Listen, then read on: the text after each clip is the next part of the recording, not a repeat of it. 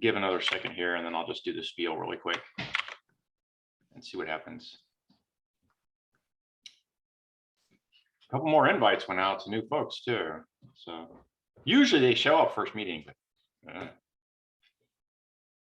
all right. Oh, here's Jim. Let's grab him.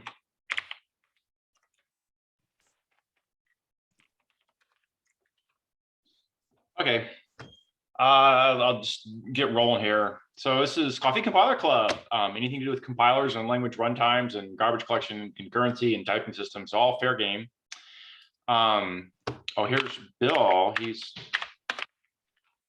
He's a new guy. That's an old guy. That's a new guy. I put the link, the doc link in the invite. Theodore, is that the same link? Yeah. Okay, sorry. Let me finish up here. So you're being recorded live. I'll put it up on YouTube within an hour or two, a day, a week. Sometime you show up on YouTube. If you don't like that, bail out now. Otherwise, this is it. You're allowed in. I reserve the right to moderate. Never had to do it. It's open mic. Ask what you want. Conversation goes where it goes. I don't have any set agenda, and that's it. And then I guess welcome to Bill. And I have no sound from you. Hello. And there you go. No, I was muted. Yeah. If you get a lot of background noise, I ask people to mute. It's all good. I was doing something else. There, anonymous parking, yes. Yeah, okay, so I'll throw out 10 cents worth. I went on holiday vacation, saw my mom, saw my sister, Thanksgiving, blah, blah, blah, turkey. Not much progress on AA typing, except maybe, once again, I feel like I've hit some region of stability, and I'm knocking out corner cases. And I've been this place a couple times before. I still feel like I'm making progress, so I'm still pounding away on it. That's it. So Bill, why don't you throw in, 30 seconds of who you are and why you care about compilers? Oh, well, I'm Bill Venners, and I don't know. I'm always liked languages and that sort of thing, and programming languages. I mean, and I even human languages. So when did you write your first program? I only wrote little code generators. I never wrote, well, I mean, that's what it is, I guess, but I never wrote like a general purpose compiler, language compiler, that kind of thing. But I've always been interested in it. So that's why I thought I'd hang out with people who do that sort of thing. Do that, yeah, see what happens. And I like coffee. So yeah. There you go. Bill is prominent in the Scala community. Yes, I've been doing Scala, focused on Scala for a long time now. Long time, 15 years or something really long. Yep. Yeah. You get Cameron logged in here. I'll probably turn my camera off because I'm on a treadmill and I'll be bouncing up and down, and it's kind of annoying. But I'm here if I turn my camera off. I must get my shoes on. Yeah. You see these YouTube videos of these guys got a green screen behind their head mounted on the shoulder pack with a phone camera in front of them mounted, and they're like at a baseball game or football, whatever, and the background looks like they're in a classroom, and they're doing some sort of meeting with somebody, except they're occasionally screaming at the game, and you can hear all kind of background noise. Cameron used to run a background, which is my background, my office, which is actually just my living room. See if he comes up with no, he's got the actual live camera now. It's fine. So we're getting a slow start, Cameron. I would ask, I don't know what you're working on, Cliff. Oh, I've tried to put together a language I've called AA. AA. Yeah, like CC, except minus 2 digits. and minimal syntax, strong typing, C-like, without all the keywords, like drop all the keywords out of C or C++, fully first-class functional programming language with real closures, side effects, sort of whole 9 yards. Kind of got the syntax figured out, had the typing system doing reasonable things, but couldn't do polymorphic types until I sat down and did some with Hindley-Milner. And then I've been busy trying to integrate Hindley-Milner with sort of C style or Java style forward flow typing systems. And that's a problem that's not been solved in the industry in 40 years, and it's kind of one of the, in my opinion, one of the root causes why there's this large dichotomy between functional programming languages that are strongly typed based on Hindley-Milner variations versus C and Java, Fortran-like things. So I've been trying to integrate those two. It's been a pain in the butt. I keep thinking I've got it, keep finding places where I don't, going round and around. Again, I think I've got it now. I think I understand the fullness of the problem. I won't know until everything runs. But the last couple of days I've been knocking out bugs that are shallow and not deep theory bugs. Like the theory still seems to be plausible, and I got too aggressive on what kind of things I could do in the integration and lost my monotonicity properties I need to make the typing system work and whatever. So I've been going back and forth on how strong and how weak I can be in order to make it actually fit together. And that's that's sort of the status it's been for a while. I've been at this typing thing for a year. So the language has been on hold otherwise till I get the typing figured out.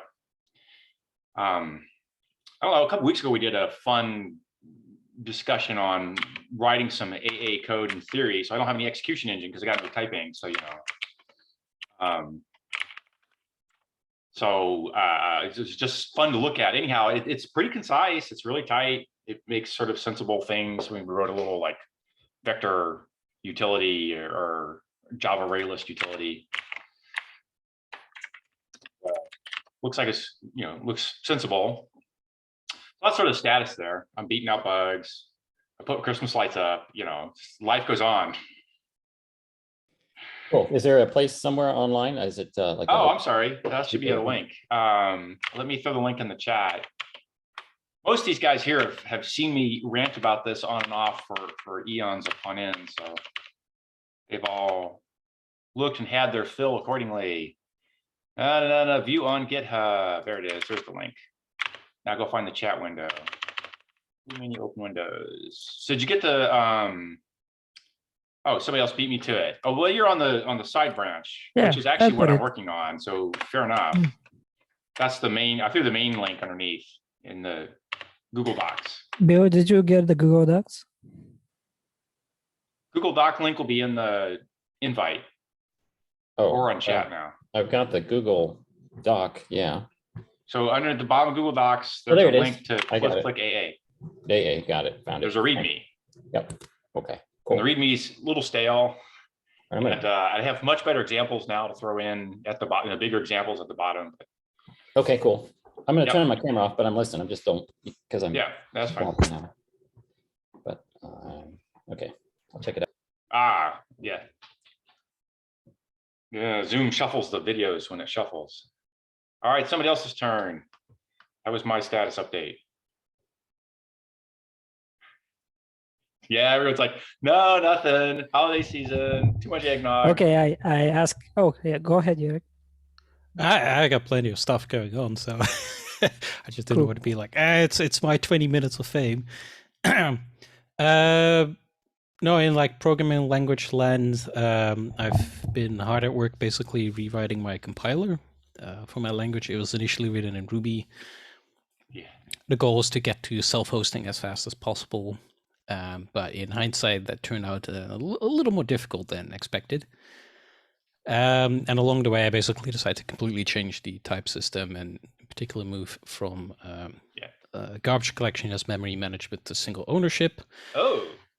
And the result there is basically I have to rewrite the whole damn compiler because it was such a mess that there was just no beginning. So yeah, your and only then, target is x86 currently, is that right? So it's an interpreted language. The VM built on basically whatever Rust supports does require 64 bits, but besides that, in theory, it should work on like ARM and whatever. I haven't tested it. I don't have the hardware, but so you're not using the JVM as an interpreter. You're using my own one. Yeah, okay. It's a bespoke. Yeah, right. But so Okay, I am well, rewriting this language is about interpreted bytecodes, but finish up your discussion, then I'll come back around. But yeah, so I'm rewriting the compiler in Rust because the VM is also already written in Rust, and it's a little easier to distribute than Ruby. And I finished there. The parser and everything's finished. I'm now working on the sort of first steps of the type checker.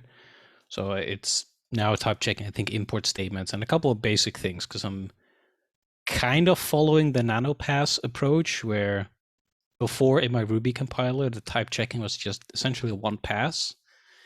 But I had to work around some things to support essentially cyclic types, where specifically cyclic types, where you have like, this class depends on has a field of type X, but X is actually defined later. And so now, rather than having this one big thing that's a total mess, I'm taking the other approach, where just dividing into like a lot of small passes, and then eventually I might merge some of them together if that proves to be better. I had to have the yeah. one big parser pass to do cyclic types. Yeah, so my parser is just one thing. Yeah. But then the type checking aspect, I've broken it up. So there's a pass that literally just defines the classes and traits. That's it. But it doesn't define the type parameters, the methods, just basically just a name. Gotcha. And then there's one pass which does that for the type parameters, and then one for the requirements, etc., etc., etc. You mentioned nano pass. What makes something a nano pass? And is that very different than a worklist algorithm? The term there's like nanopass compiler framework or something. The term nano is a little up for debate. Yeah. But from what I remember, the whole idea is that, rather than a compiler that has, let's say, 4 or 5 passes, you have one that has 20, and they all do something very, like some small chunk of it. Well-defined, small. And then the whole paper goes on about how to do that, and I think scheme or something like that. But it basically comes down order to 20, not order 10 to the 9th, like Nano would suggest. Yeah, no, it's not like you have, 2 to the power 32 compiler passes. So I refer to it as just many compiler passes, because I think that's a bit more fair. Do you combine the passes in one big pass, or one pass traverses all the parsed EST? So the way it is now, parsing is kind of its own thing, in the sense that it starts with sort of your input file, and then its result is basically a list of all the modules that are sort of part of your program. The idea being that at some point I'm going to do that in parallel, but not for now. And then the other passes, they just traverse over those modules as many times as they need. And the idea here of the setup is that you can have modules depend on each other or whatever, and the ordering doesn't matter, which was a bit of an issue before, because it's possible to prevent sort of cyclic dependencies and ordering, but it's very easy to accidentally introduce some sort of ordering issue that you won't see until you import some other module, and then the sort of path it takes ends up triggering it. So I figure I'm just going to support it properly. But leading up to this, I was wondering how you test that. I know Cliff spent a bunch of time being like, I want to make sure that I put the blocks in at different orders, and no matter how I iterate through this, that I'm going to get a stable answer. So I think the answer there is you break it up. So this example, what I mentioned, let's say you have a class that defines a bunch of type parameters, and each type parameter lists a set of interfaces some type must implement in order to be assignable to that type parameter. So you get something like class A defines type parameter T, which requires B, and then class B defines type parameter T, which requires A, or something like that. The way I do it now is you sort of process that. You first say, okay, you just define a class name A. That's it. Nothing else. Define a class name B. Again, nothing else. Pass 2. Go over those things and define the type parameters by name. Pass 3. Do the same, but with the requirements, et cetera, et cetera. Yeah, you have to close the cycle. I did it a little differently, but I think ultimately it's the same basic answer. There's probably different ways. I found it difficult to find a sort of clear description of how to approach this. Right. Usually the answer is, I just read the compiler source code, and it's like 60,000 lines of code. Yeah, right. Yeah, doing that. Yeah, right. You're like a single file, and it takes 5 minutes to open in your editor. You're like, no Yeah. thanks. So when I come across a forward reference to a type I haven't seen before, I throw down a cookie, which is a forward reference type. This is done by the parser who sees them and maintains scopes and builds up the complete program correct semantics that haven't yet been typed. And then when I later find the matching def, at that point, I immediately close the cycle. So it's classically would say sort of pass and half. It's not really pass and half. It's I throw a forward reference hook out, and then later I come across and say, oh, you're defining a forward ref. Immediately stitch the two together, and that lets me close the cycle on the spot. So I have enough breadcrumbs when I book the forward ref that when I find the def, I can match it. And so it's technically the one parser pass is doing it, but that's part of the IR style I'm doing. And then typing happens as a separate thing. So all I'm really doing is I'm stitching names together. I'm not actually typing it yet. Yeah. Then I think one other sort of, I'm not sure how unique, but I guess different approach I'm taking, the sort of type database, if you will. It's actually modeled after a relational database. So traditionally, or at least what I had in my old compiler, you have your, let's say your AST, and these nodes have like pointers to like random data structures that are like gigantic. And with a garbage collector, that's quote unquote fine. But in Rust, because of its single ownership, it really doesn't like that. And you get these issues where if you have, let's say AST node at the top that you store a immutable reference to some type, you can't later store a mutable reference in some other node to that same type, because Rust will be like, no. You can't have immutable reference while you still have immutable references. And you end up with these ownership issues. Like if you have, A is 10, B is A, they have the same type, but who's the owner? So the approach I took there, I don't remember where I first saw this, but types are essentially in the structures represented as just IDs, which is just indexes to some array. Yeah, right. And then the database is sort of modeled after a relational database in the sense that there are a bunch of arrays for essentially everything that's a type. So there's an array of modules, an array of classes, of traits, of type parameters, of whatever. And then they in turn refer to other things through IDs, and it's basically a small SQLite database. Yeah. But that's proving to be quite interesting to sort of implement and deal with, but actually quite nice. And I think one of the nice ideas or possibilities, one of the reasons I did this, is to make parallelism easier in the type checking process. This goes back sort of a couple years ago. I had this idea, like if you have put it so the type defining process is difficult to do in parallel, I think. Yeah. Because you have these sort of dependencies, but once you have that, the checking aspect is reasonably easy in quotes. Okay. Because the state doesn't change, and so if you pass these IDs around, that's fairly easy to copy or give to different threads. Right.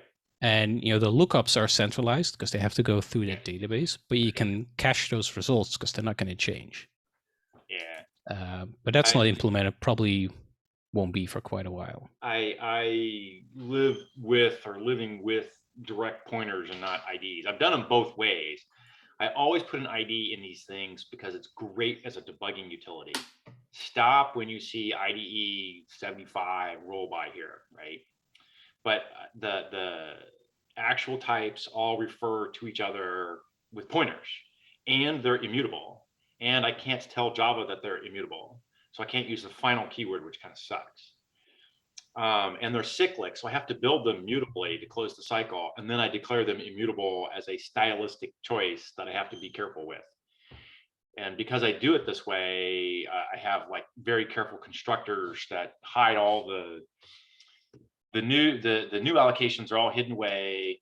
You use a make call that will do the correct thing. Then they're all in turn, so there's only ever one copy of any unique type ever. So I can do pointer equality for deciding if two types are equal or not. So it's kind of a pain in the neck to get it set up with cycles. It was not, if there were no cycles, it'd just be standard recursive, everything be all easy. Pain in the neck set with cycles, but the end result is that the actual count of unique types in any reasonable program is a few thousand. They're not very big. My theory is it will ultimately be much faster to type. I haven't gotten there yet. This is what C2 was doing in the hotspot jet for types. They're immutable and there they weren't actually cyclic, not in any real way. So when you say immutable, is that immutable from like the very start, as in let's say you use the final keyword. Well, so as in, let's say you define a class, and with type parameters or something. Yeah. You were to do that separately. Would you define a class and then define a class with type parameters and replace the first one, or is it immutable after all the types have been defined? When I parse and I have types show up as type parameters, that thing that you get there. Okay, so I have two different types of systems running around at the moment because I have Hindley-Milner and I have forward flow types. The forward flow types are actually immutable. The Hindley-Milner types do unification. When I first parse a type out, including type parameters, they get a forward flow type and they get a Hindley-Milner type. The forward flow type itself as a type object is immutable. But a thing that uses a forward flow type typically will have a mutable type field that he'll swap out variations on a thing. So let's say I have a struct that has these fields, or has these fields. Oh, this field is known not as a general scalar, but now I know it to be an integer only. And now I know this field over here to be a float. So that case, it's the guy who's not a type, but is tracking types, has mutable references to types. But there is only one instance of a struct which has a field x, which is an int, and a struct which is a field x, which is known only as a scalar, and a struct is a field x and a y, which is a float or whatever. There's only ever one of those, and those are all in it. The Hindley-Milner types do unification, and you start with a type variable, and over the progression of the typing, you unify, which basically does disjoint set union. And so you get a forwarding pointer that says, oh, I'm not really this type, I'm actually that type over there. And then everyone understands forwarding pointers and deals with them appropriately. So those types are mutable. And in fact, after the parse, everyone gets one, but then they typically common up and you rapidly get fewer and fewer and fewer in the system because of the unification process. Right, so it's a kind of, I guess, a bit like late binding, where you sort of resolve things as you use them. The Hindley-Milner does standard Hindley-Milner things. I have a bunch of extensions to it, but consider standard Hindley-Milner, which means, yeah, I won't say late binding, but you discover uses and defs that relate to that type, and that forces unification. So you're adding structure to the types over time as you're typing the system, typing the program. The GCP types, the flow types, they internally, those are all immutable, if subtle and complicated, but they're immutable. Program points refer to GCP types or flow types, and that changes, that's mutable. I know this variable to be only as good as a scalar. Well, now I know it to be good as an int. Now I know it's good as number 3, right? I sharpen the type over time. And then when I'm done typing, it'll have fixed out at some type. At the end of typing, I will now make that immutable. But to begin with, it's mutable. So there's like a layer of indirection. There's program points, there's types. The program points are the IR, it's SSA, node, graph-based, whatever. It's not an AST, but it could be an AST, whatever the hell it has a reference to. Same for actually, for doing the theory hacking side of things, I got an AST-based version of things because it does maps tighter to the standard Hindley-Milner algorithm. And there, at exactly what I said, I have a mutable field that points to a flow type, and a mutable field points to a Hindley-Milner type. The Hindley-Milner type does unification, and that changes what it refers to. And then if you unify two things, you do the union find thing, and you roll it up.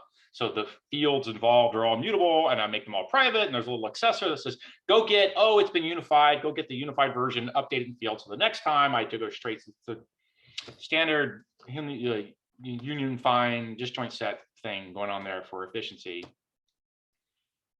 But those fields are all mutable. So everyone's mutable that way. The flow types have it better in the sense that there's a definite step where I say, and now you're installed in final and immutable from hereafter, and everyone talks about it as an immutable thing. And so you're just mutable while you're constructing a cyclic type. If you're constructing an acyclic type, you're immutable every step of the way. But it gets obnoxious, yeah, for cyclic types. So if I want to create a cyclic data structure in AA, where the structure A contains a pointer to the structure B, and the structure B contains a pointer to the structure A. Yeah, you just got a linked list. If the next field points to an A again, yeah. I define A as immutable, and then I define B as No, this is talk about compiler IR internals. When you actually write the AA code, you'll just say, I'll just use the types. And then to make a cyclic thing, you have to name a type. I can't infer a cycle without a named type. If you're doing it that way, if you're just storing the fields, I'll infer the cyclic type.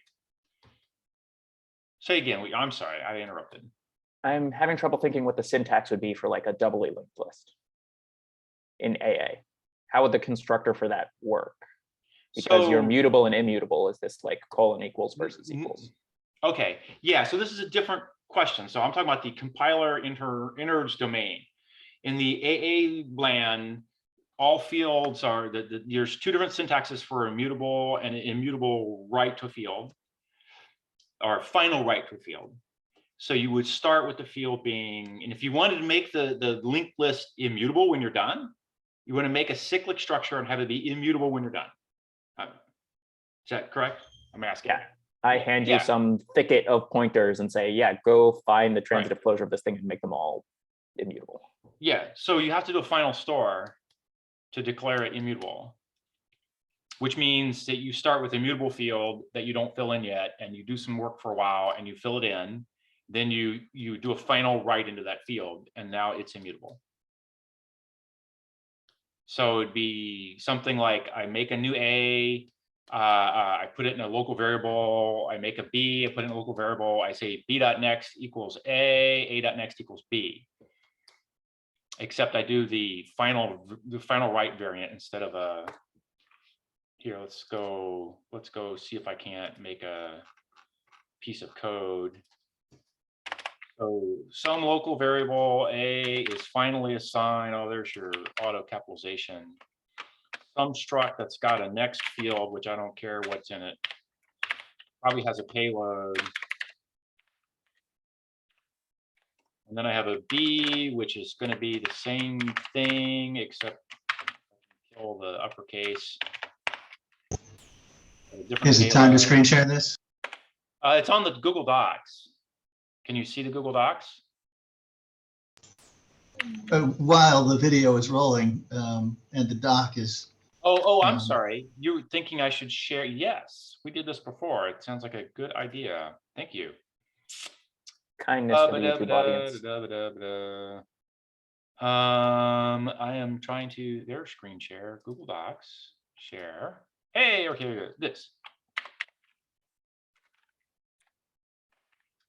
Okay, so all I said here was I have an A and a B. They have two types that have next fields, and I wrote them back to back. I used final assignments, so those fields are now final. So I have a 2-entry cyclic structure. A.next points to B, B.next points to A. So at the end of the first line, A is a final reference to that struct, but that doesn't prevent the struct itself from containing next, which is still mutable. Yes. So yes, A is a final reference to a struct which has a next field which is itself mutable. So this is not deep immutability yet.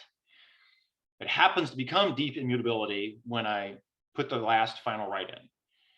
Then there's an argument to be made that I should have some shortcut that says make this structure deeply immutable, which I could live with. That's a reasonable thing to do. Yeah, I don't know if there's a way to give a cheap test for deep Well, immutability. that's my open question right now. I'm theorizing that I can forward flow and analyze and discover that you're deeply immutable, and then you have no further rights to those fields. That I can efficiently, in most common cases, declare that I know that you're immutable now correctly, right? Like as soon as you publish this to another thread, I'm going to give up on immutability. If you publish a pointer to an object with mutable fields to a global place, which allows another thread to get at it, it will never be immutable again. It will never be immutable. Sorry, get that correct. Because the other guy may write to it at any point in time. In theory, couldn't you ask the garbage collector to help you and say, hey, this thing needs to be deeply frozen? Yeah, Block until such right. time as I can do that. So my current theory on the deeply frozen option is it going to be, if you've published it, it ain't deeply frozen. Freeze it first, then publish it. Right. So somewhere in here, I come along and I say global equals A. Right. Well, okay, at this point, you know, it's immutable. I'm okay. If it wasn't immutable, like I accidentally did this. So the next field remains mutable. Global got it immutable state. Another thread got it immutable state. I am not tracking mutability freezing across threads right now. Or I'm not planning on doing it across threads right now. And your type system has no concept of a read-only reference to a mutable thing. That it does. You can't mutate it, but somebody else might. Oh, it totally does. So what you get if you publish it out of order is exactly what you just said. You do this, then you have a read-only field after you whack a.next. The other guy got a mutable field and he can't get it immutable because you're going to whack it too. He can choose to make a write that's final for him, and then it's read-only for him, but somebody else can whack it. Like I published it here and it went to 15 unrelated threads. They all got it as immutable, as a mutable field. Now they all choose to do immutable writes that are conflicting. They can't get guarantees here. You've lost your chance for guarantee without some sort of really horrific, you're coming garbage collection can go globally search the giant heap of terabytes of data and find the guys and validate that nothing else is going on. So what does it mean when multiple threads do that final immutable write? Yeah, it's only immutable to them. It's only, they can't write to it themselves ever again, but they only get a read-only copy at that point, which means that they read it, it'll change. They don't get a final copy. So how do I test the state that that variable is in? If I want to know, is this thing mutable? Is this thing final, or is this thing in this weird, looks final to me? Yeah, I try to make it final at escape. You know, It feels like it would be hard for the code to programmatically test that it is in a read-only state. Yeah, okay, fair enough. So I could also claim error here. The other version is error. Oh, Theodore got booted out. What is he claiming? What? I got the screen share, so I'm not looking at the list here. Yeah, are you back, Theodore? I got you were in the waiting room. I mean, it's tempting to make that illegal at first and come back to it later and be like, I'll read only in the future. Yeah, this is the other option, is to say disallowed because you're making a final field and it's already escaped. And the plain equals is what makes it a final field, colon equals leaves it mutable? Yeah. Okay. Yeah. So up here, if I want val to be mutable, I can do colon equals, and then that's just, you know, that's a first value, but it keeps going. You could keep them updating it. That went back and forth on it, but I thought the shorter, simpler syntax makes things final is the better way to go. So you can assign as many times as you want with colon equals, and then do a final equals assignment to freeze that field. Yes, that's the theory. Interesting. Yeah, exactly. And I'll figure out if it's functional and workable after I get an implementation going. Yeah, you can do that as long as you have a local pointer. Yeah, as soon as you've published it, you can't do a final. You can't do a final write. But you can make it final before you publish it, or I have to choose down here at this error comment to either make an error or give you a read-only copy, which I'm with you. That's like a little weird. Like, oh, I accidentally got a read-only copy. I didn't mean to. Somebody changed it out from under me. I'd rather been told no. I mean, I think Phony thinks about this most explicitly. They are very clear about this is a pointer that this is the only reference in the world versus there's only references in your single thread.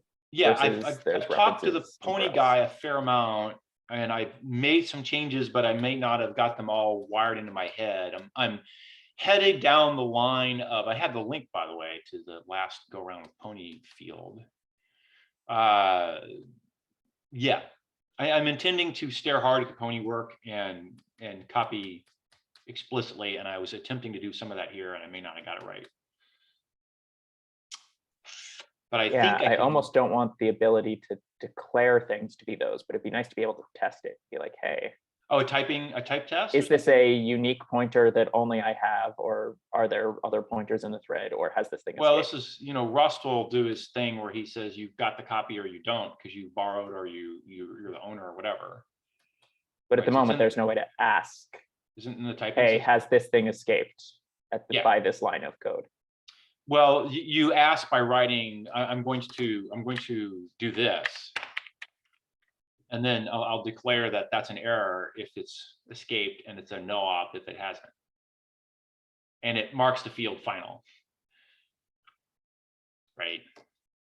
There's another version of that says, and here I'm checking to see if the next field is final or not. This will give me a syntax error or not, according to if it's final already.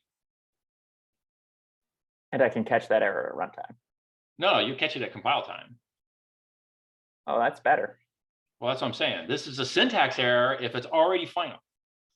If somewhere up above here, I said b.next equals a, it's final. And down here, I said, here, I'll just shorten this one back up here. b.next equals a, but I want to know, is this final or not? Well, if I do this, it's already final. I'll say, no, you're doing another write to, or in fact, this is an error right here already. Because b.next is already final. Because I wrote it as final up here. Yeah.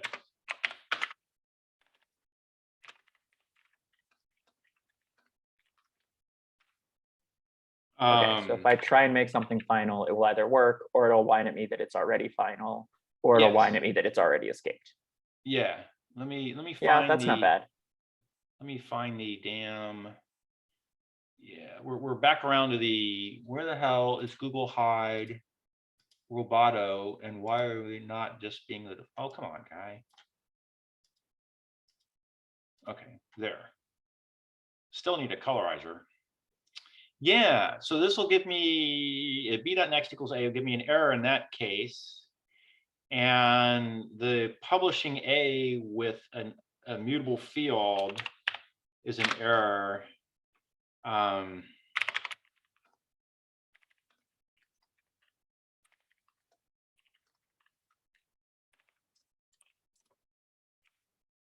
want to wrap.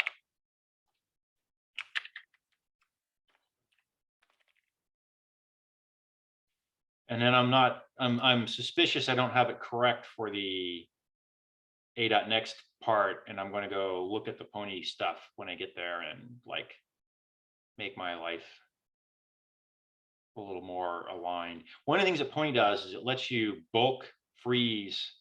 Oh, that's a nicer font. So let me just shrink it.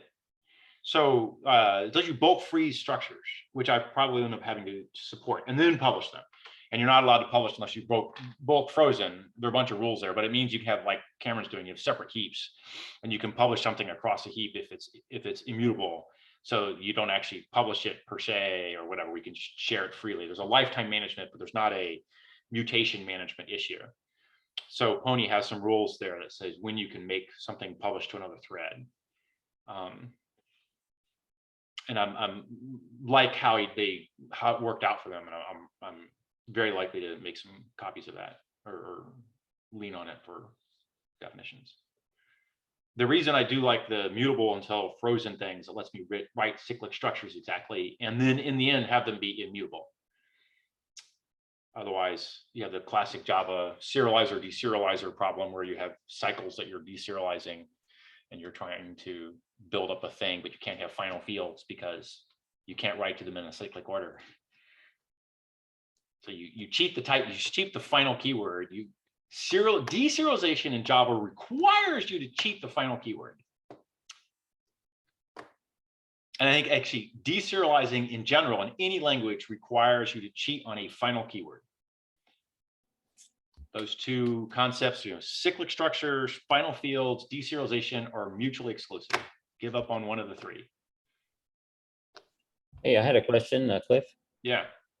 So one thing the final keyword gives me on the JVM is, safe publication. So multiple threads are guaranteed to see the. Yeah. That's the intent here. So is there some way to, I mean, is your goal that to like say this, once you mutate, make your cycles and that'll, get it the way you want, then freeze it. So now it's safely published after that somehow? That would be one of the goals. Yes. Okay. And it was, I mean, I'm just kind of curious why you care about immutability. Because I do a lot of things with immutable. Okay. For several reasons. I do a lot of things with immutable structures to get some good efficiencies out in single threaded code, not in parallel code. I do a lot of parallel concurrent distributed systems work for which your options are be private, be immutable, be careful, pick one, right? So a lot of folks have trouble with the be careful side of things. So you want to hand them the other two fairly readily. I can have it kept private and it doesn't escape, and I can do what I want and it's mine, it's single threaded. I can make it immutable. I can escape it all I like. No one else can modify it, but they can all see and use it. It's easy to deal with. Okay. But then, you want to give the be careful option because there are certain key programming paradigms that require concurrent algorithms. Big shared caches are one of them, for which you want to have a well understood mutable that you can be careful with, but you have to know there's time to be careful. So for me, it's, you didn't use : when you used : you're using : and you published, time to be careful. So what's be careful mean? I mean, it's not, are you not synchronizing or what's careful? Right, yeah, right. Yeah. Do concurrent. Okay. So you either had to synchronize and you have block throttling issues, or you were a concurrent algorithm for which there are quite a few on the JVM now, and they're used in the core places in high performance systems all over the place. Okay. Right. So I want to not disallow concurrent shared data structures. I want to allow concurrent shared data structures. But when you do that, you have to be careful when you code them. So I want it textually obvious that, and here I am doing something that's tricky. It feels like there's a fourth option there of single mutator. Well, that's the publish game. Exactly, one person is allowed to mutate it. Everyone else has. But you can hand off the mutator around. Right. There are times when I would be tempted to say, I want to create a thing, and I might change that thing in the future. And when you do a read, you will either get my latest thing or you will get a stale previous value that I once had. Yeah. So one of the no rights come at me. I can write safely because I'm the only writer. Yeah, I got it. And I'm just publishing to. This is disruptor variant of things. This is what Martin Thompson's disruptor does. Yeah. So I have in the type system this notion of a read-only thing that I can publish it out read-only, and I don't have in the syntax yet to do it. The typing system supports the notion of I can hand out a read-only copy, but I keep a mutable copy myself. The syntax doesn't support that yet. So I'm thinking along those lines. I haven't got there, but yeah, I'm agreeing that that's a good way to go. What if I just do one more indirection? Where I have some C equals A and then global equals C. Oh, that kind of indirection. I'd say you do indirection with Does that let me create a C that is an immutable reference to a mutable thing? So write some code here.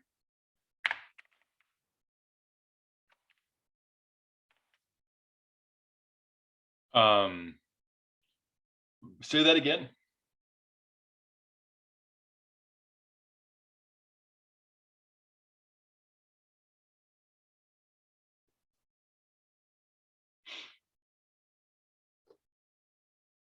Oh, C points to, no. As soon as I load through global, I get C, which is equal to A, but you didn't make a version of C that was read-only. Like this requires a typing syntax at the moment change, like a type annotation. So I do type annotations with read-only. Actually, that's how I have it right now. I have to hand you out a type annotation. I cast the value I have to a version that has read-only fields. And then I hand you that version. And now the typing system knows that you have an identical object, the same thing, except that all the fields are read-only. So any number of write-throughs like this just take the bare pointer to the original thing that A points to and makes it mutable or not, but they don't go deeper into the contents of A. So you need a cast here that says it's read-only. And I can do a fake syntax here. So up in my first example, if I want to publish the A as a read-only thing, there's going to be something along the lines of A is a structure with some fields and then bulk all read-only. And that's not the right syntax. And I don't know what the right syntax is, but there's a way to get a bulk read-only on nested fields within whatever A points to.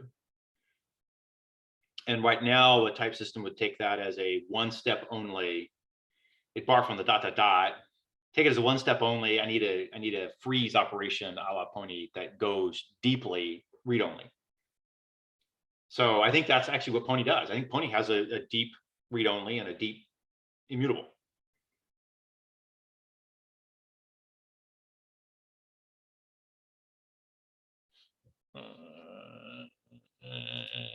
This is maybe, let me throw out a Phony link that's reasonable here.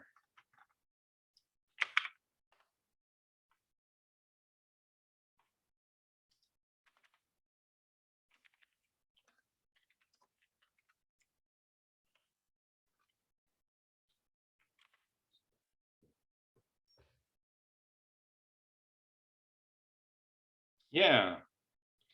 So you need a way to publish read-only versions that are immutable by you, a way to publish final versions that are immutable by everybody, a way to publish readable, and I want the default publishing. Actually, that's a good point. I probably want the default publishing to make it read-only. And that means that right, you almost want special syntax for publish racy. Yeah, exactly. No, I think I do. This is Cameron's obvious decision point. I think Phony makes a similar decision point. I like that. Because you have this moment where you like typed the word race condition into your code that you said publish as race condition. Like, right. The problem I have right now is global isn't defined as a global thing in any reasonable way yet. So there has to be a syntax that says this is a global variable. It's going to be not a local, it's readable by everybody. So the default problem with Java is all things are globally readable, right? So you see, yeah, a static variable, it's globally readable. So you want to have a special syntax that says this is not per thread. I don't have that right now. Then as soon as I write to it, I would like this to be by default. Oops, where'd my cursor get in the way? I can't read.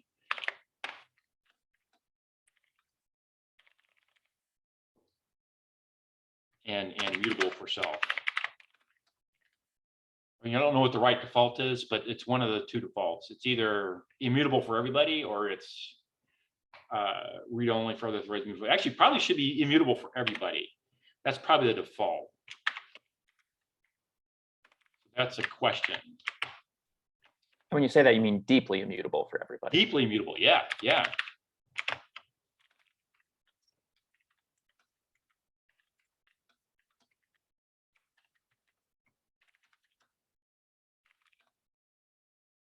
That has weird syntax issues, weird type system issues that Phony talks about, where because A points to other things, point to, they're deeply, you have other hooks into those other structures elsewhere in your code. They all became deeply immutable.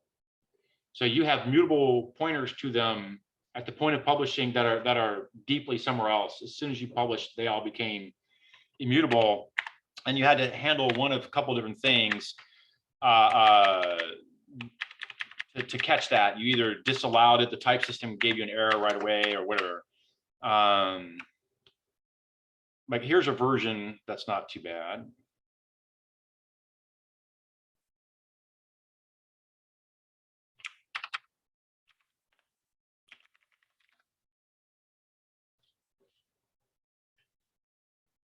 Yeah.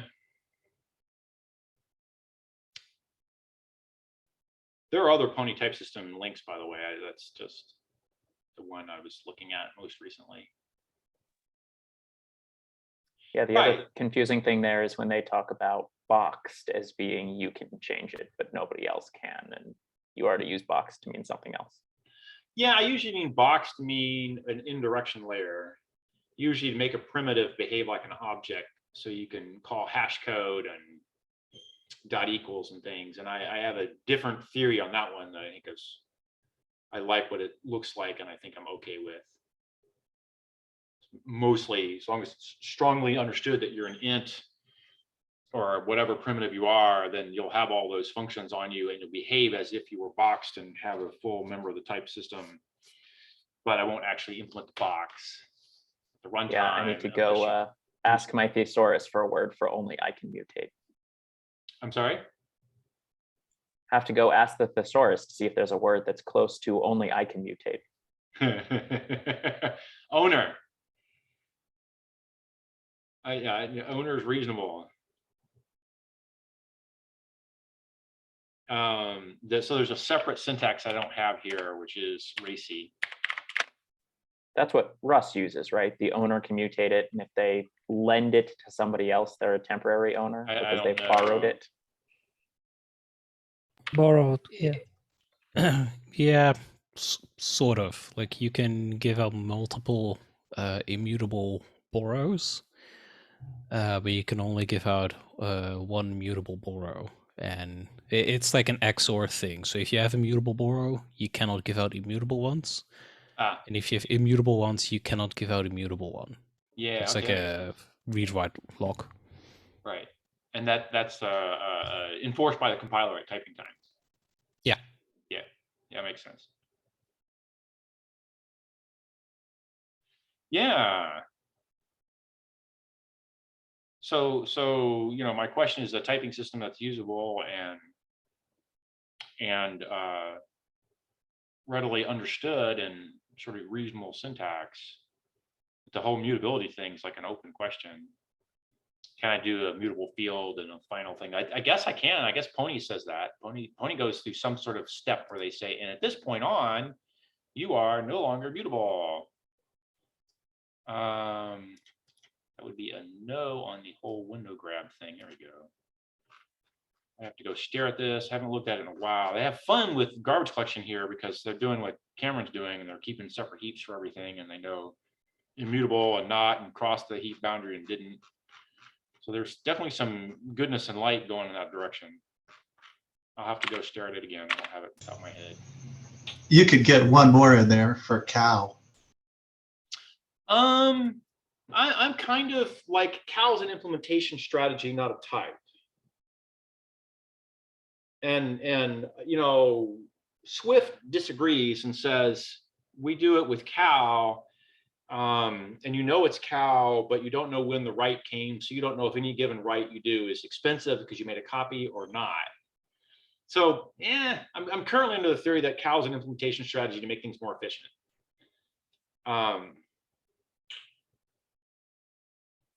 What you just said was make it a type, or what I heard you say was make it a type, and that dictates an implementation strategy, which is, you know, maybe not a bad answer. You know, the compiler may discover. It gives you parity with POSIX, many POSIX things. Oh, POSIX these days do a lot of explicit cow. We've got multiple cow file systems, and we've got, you know, of course, memcopy, and even fileless Yeah, those are- shared memory. Right, those are all optimizations. Memmap. Right, those are all optimizations. In order to make memcopy faster, we'll do a cow hack for very large memcopies. I meant memmap. Sorry, it's Yeah, really memmap. late Yeah, out here. right. Oh, memmap. You want, yes. Memmap, you're explicitly saying we have a shared version that I want to be able to write and make my own copy. No, I think that's the same thing. Memmap is basically I took a copy of your memory. Memmap with cows, I took a copy of your memory. I mem copied it, except there was a cow optimization under the hood. So the question is cow an implementation strategy or is cow a type? And I'm of the theory that it remains an implementation strategy. It's as if you have a mutable copy that is very cheap to make a defensive copy of, because we don't make a defensive copy until you actually mutate. And then we only make maybe partial defensive copies. When I see racy for all, I see high-speed motorcycles on closed tracks. Yes. Yes. And that can end up really, really bad. So so there are some extremely important use cases for this version. And I say it again, the most common one is large shared caches. I run a database server, a database, it's taking multi-threaded requests from hundreds of users simultaneously. I have a cache for every query, and that cache is shared from all the queries, from all the users of all times. Multiple threads are reading from the cache, multiple threads are updating the cache. I want a large shared concurrent cache. The common way to go there is you have a large shared concurrent hash map. Okay, that's Java util concurrent hash map or Cliff Clicks non-blocking hash map. Both of those require racy for all type of syntax, type of typing system. So it's useful and important. Somebody turned on like mutations, which comments. Oh, you're putting comments off the side. Put them in the docs. I don't know if those are readable, Aaron. Just / comment and add it in somewhere or something. Yeah, it's fine. Yeah. So Jim, racy for all is correct. These things are difficult to write, but it's important use case to not. I don't disallow that use case. You have to allow the use case. Or at least I'm going to write a systems language that allows that use case. Same if I wanted to write like a device driver. It's taking interrupts from all comers. It's doing hardware updates from all comers. It's writing out from all directions. It's racy for all. So do I want to disallow? One of my goals is to allow C-like programmers writing C-like code that requires C-like behaviors can get some sort of support from the language beyond what C normally gives you. And what did you write there? Or I was just proposing an exclamation point instead of a second colon to say, this is scary. Yeah, that's not bad as an alternative syntax. So another thing, by the way, that's not ever talked about in languages that has to happen is I want a CAS update. And let me go write a syntax for a CAS update as a basic part of the language. Something like, how do I get rid of formatting? Maybe no, normal text, yes. Okay, here it goes. I'll come back around to it. A.val, I want a CAS, so I want to say it was this and it becomes that. So it's a three update thing, and I don't have the right syntax here. I'm looking for it.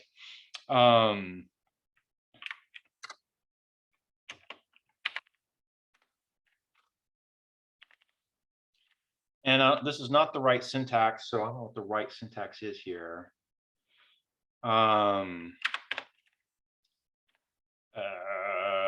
Yeah, there's something funny going on, or you get into parens. Yeah, I don't want to say sys.cas. I can, and maybe I can, maybe I have to. Hey, it's always an intrinsic. It's rare, so maybe I don't need special syntax. Oh, it's a parallel right. You need an L value there. So that's the trick with this game is you need an L value. So you have to have an A and a .next, that's your L value, or a .val, and that's your L value. And you need an old value and a new value. So there's like 4 things of which you can get, and you get an answer back, which is not a success flag. Fail. This is what Java did. I hate it. Don't do there. You lose the witness. You get back the old value. If the old value is equal to new value, you succeeded. If the old value is different, you failed. But if you failed, you got the old value, which tells you why you failed. And Java blew that off and threw away the old value. That changes some concurrent algorithms that I'm fond of writing. The underlying it's just so much more or less efficient too, right? Because then you have to turn around and pull the new value to try your next CAS. Yeah, Drives me nuts that Java got that wrong. Yes. Okay, good. Yes, there's an inefficiency there. There's a raw algorithm update issue where things that would otherwise, I would just say you failed, I have to loop until I get a causal reason you failed. And then I can report to you the causal reason. Some of the Java APIs force you into a loop there because you're trying to discover why you failed and you have to report it. I think var handles fixed it. I think they give you the witness back. Oh, good. Oh, I never used var handles. That's like a... Me neither. I'm looking forward to moving up to whatever version of Java beyond 8 has them. Yes. Yeah, you're still trying to write the loop there. Okay, I'm going to go down below and make some more space here. Here's Haskell syntax for mutual recursive data. That's good. Where do I find a slot for a CAS issue here? I'm going to attempt again. I'm going to push you down to the next screen, Mr. Anonymous Sheep. You have to CAS. Yeah, and you have a get rid of success in your results, Anonymous Sheep, because I'm not ever going to hand you back a Boolean. You're going to get back the current. You're going to get back the old, not current, the old. You only get back the old. You never get back a flag, because the flag isn't available on all hardware, and now I'd have to go compare on some hardware, not others. Everyone gives you the old back. Not everyone gives you the flag back. Yeah, and then while, and then do, it's a do while. You do first a CAS attempt while old is unequal to current or whatever. Old is unequal to last, cycle again. And you can't do it with, yeah, you gotta be unequals. And you haven't done yourself up. This is, so there's the two use cases. A CAS throwaway, I don't care the result, I attempted a CAS. And I want to know whether I succeeded or failed, but I only tried once. The common case is I'm looping until something happens. So x86 is an atomic increment, ARM does not. So if you want to do an atomic increment, you have to loop, which is fine. Okay. To do the looping, you need a while test. And that's very common. I'm updating a pointer, I'm updating this, that, you want a looping thing. Let me get space. I was attempting to do this with an inline syntax instead of a call syntax, because the other thing you're missing here is, oh, you have a next word. No, you need an L value. So you said you had a last value you read, you compare it to your old, you're putting the new value in, you say next instead of new, fine. But you need to have an L value you're writing to. So your sys.cas listed there doesn't tell me where I'm writing to. And that's the trick with using inline syntax. I get an L value straight up.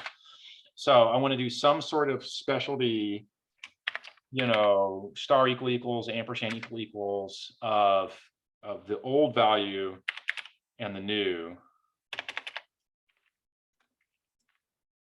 And it's going to return me as a result the old value here. Auto case syntax, and I don't like this syntax, so that's probably not something I want to live with here.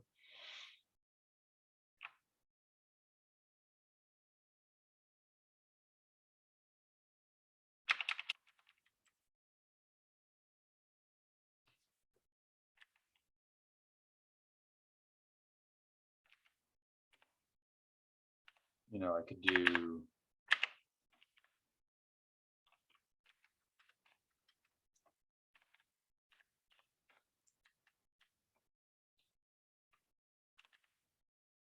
something really bizarre, which is hinting, as a 3 address call, whatever, 3 argument call. So was this syntax meant to be friendlier than Java's verbose syntax? Because I think it's It kind of got verbose. Yeah, Java's syntax is extremely verbose because they do with a system call, because you have to first get field offsets to get updates, or you have to make a Java atomic field updater, which adds another level of indirection to things. And you end up with 5 or 6 lines to boilerplate. Like at the start of all my Java programs doing concurrent things, I have this boilerplate section where I pull out unsafe, I pull out field updaters, I pull out sizes and offsets for arrays and scaling factors and shit like that. I write little utilities that do all the math that I don't have to screw around with it. And then later I have a CAS on a particular field that updates the field in place in the object in question. So you're right, there's a lot of boilerplate there. And I'm trying to look for a syntax that hints at an assignment, hints at a conditional assignment, and has less boilerplate. And doesn't need all of unsafe. Unsafe opens up this huge pot of things you can do. I only want the fucking CAS out of it, right? So I'm looking for a tighter way to say I just do a CAS. So the guy who's doing, let's try Aaron, doing while current equals last and last equal to new, current equals sys da da da da. Your sys.cas doesn't say where to CAS. I need the L value. You need an address of current, right? You need the address of current. Ampersand in front of. And I don't have any address ofs. I have L values, but I don't use it with address of. So you'd have to say a.next and the last value of a.next and the next value. And then you get back the current value. You don't get back the current value, you get back the old value. So what you're writing, whoever's writing this while sys.cas, while current equals last sys.cas, that is incorrect and does not do what you want. It fails to return the old value on a fail or success. I need the old value. I know what the fucking new value is. Well, it'll return the old value on the fail because current didn't change. Okay, that's fair enough. It just won't return the old value on the success case. Oh, that's right. If you succeed, the old value was current, and if you failed, you got the old value. Okay, you're using the word current. I would use old. Because it's not current if I succeeded, right? If it is by the end of the statement. No. If I succeed, it becomes. Oh, if I see succeed, current becomes next. If I fail, current remains last. Okay, fair enough. Yeah, fine. Okay, and I still need the address of operator. So you need the. With the slight problem that current. Oh, never mind. Yeah, you have an extra argument here, and you're missing an argument. You have an extra argument, you're missing an argument. The extra argument is I don't need to know the current value being passed in. I need the address of the location of updating. I need an L value. How do I update a field? You said current, what's being updated? Is a.next being updated or a.value being updated? But that's true, because when it fails, I want to change old, not. When it fails, I want to get back why it failed, so the old value. If it succeeded, the old value was last, because that's how CAS works. It's all good. And yeah, see, Eric. And if it, that's right. So yeah, I was thinking of the compare and exchange formula, where something will always be redefined, because you're either going to redefine old, or you're going to successfully CAS the thing to new. Yeah, and you have the word next, and I have a field called next. I don't know if your next is the new value or your next is a field reference. So change the word next to something that's more distinguishable here. Yeah. And whoever's hacking on that line, I'm about to change my line to be Roboto font here. As soon as I figure out where it hit again. Of course, as soon as I misclick anything, it loses the thing. Roboto font. Okay. And what do you do here? You do like a syntax font decrease. Something happened. I don't know. Something was colorizing. Yeah, and I don't like my syntax I picked there. Oh, Mark got kicked out. Wow, we're having all kinds of troubles here. All right, so someone's documenting that this guy here.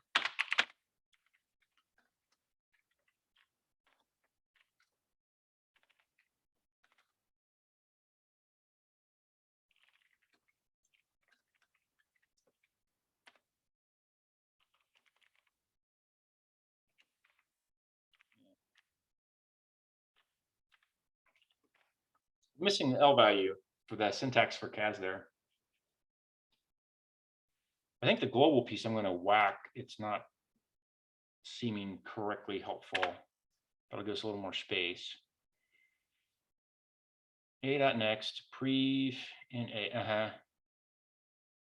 Okay, whoever did the Haskell piece, where does B get a next field that wraps to something else or wraps to A? This is doubly linked of length 2, but I wanted to have doubly length of length n. I want to have next fields that chain through them all. And the last next field either ends in a null or it ends in the first guy if it's cyclic. So doubly linked means you went forward and backwards, but I can't go forwards except the one step here. There you go. Yeah, preview is null. That's fine. I need a next field. Okay, so Haskell lets you do that way directly, which right away you have a forward reference because in the A field you're referring to B. Oh, it's letrec. Oh yeah, right. So you're making a constant too. Okay, so the letrec example, I've named both variables ahead of time with the letrec. A and B get named immediately. Then they're used in the two bodies. This is fine. I want to make a general purpose one that says, while I traverse some unknown length thing, I'm gathering people up on a doubly linked list, right? So I can't do a letrec to name my individual structures A and B to make the cycle. I have to make the cycle as part of a recursive loop. And how do you do that in Haskell and have it be final? I mean, I know there's like a code snippet where they create a doubly linked list that way. Okay, that's what I'm looking for, which is fine. I mean, there's a way to do it. Yeah, and it uses letrec. It basically, what you do is you assign, you just extend the example with, you have a function that takes the partially created list and then creates the next element of the list. And then you recurse, then you call the function on itself and it ties the knot and you end up with Okay. Yeah, as long as there's a way to do it. So the purpose though is that it's all immutable. Like as soon as you want to change anything in the list, yeah, you have to construct the whole list all over again. Yeah, right. I'm not claiming that immutable linked lists are what you want in life in general. It's just I want to be able to have cyclic structures that have immutable fields in general, and the linked list is the simplest one. So what do you do? Yeah, here we go. So I think it's Aaron hacking your CAS example with comments. It's all great. We're missing still an L value. What am I updating? You're updating either last or current because they are what is on the left side of the equal, and it must also be the last and current that you passed in. We're missing here. And not what I'm updating value-wise. Where am I updating? Define current for me as a member of a field. Update a.val. Show me this example where I update the field a.value.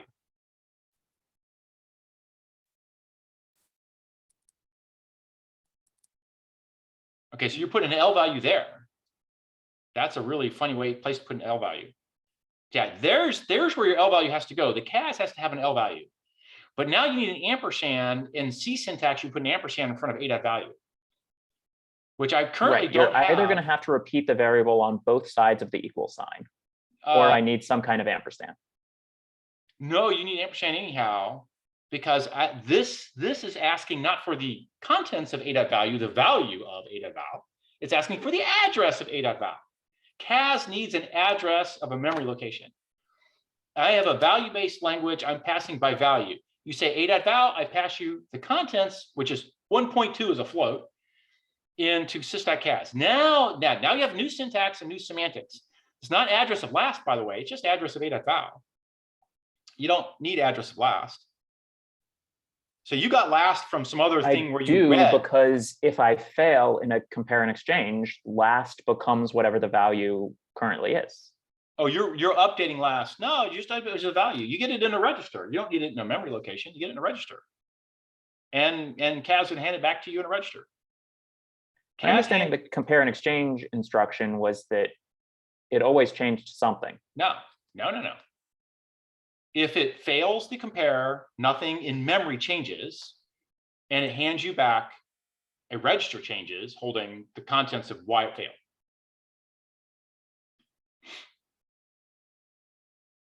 So it reads the old memory, it compares it against your compare value. So it gives you the value that was in memory into a register. Yes. So you're suggesting you load last. It already has loaded last, declared that last was not equal to the actual last, or the what you wanted for last, what your old was, and it blows you out and says you failed. Here's the thing that you failed on. That's the semantics of Kaz. This is like I need to go add something else. You're missing the semantics of Kaz as implemented on x86, but actually almost all hardware has something functionally equivalent. There are little differences here and there, but they're almost perfectly equivalent. So Kaz is something like reg is read contents of address, load address, compare reg old. Let me do r old here. Old comma r desired. So jump not equal to fail right. So store address comma r new. Roughly speaking, Kaz is the atomic version of what I just wrote there.